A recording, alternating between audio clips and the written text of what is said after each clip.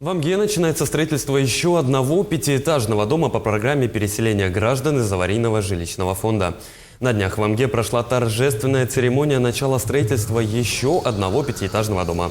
Всего в нем будет 34 квартиры, из них 28 предоставляются для переселенцев из ветхого жилья.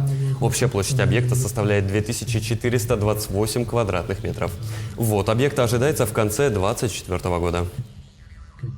Надо отметить, что данный дом у нас является предпоследним домом в рамках реализации данной программы по этапу действующей программы. И таким образом мы в конце 2024 года у нас появилась возможность завершить реализацию программы досрочно, которая будет реализовываться до 2025 года. Население очень радо, мы тоже очень рады, надеемся, что объект будет завершен в сроки и в соответствующем хорошем качестве.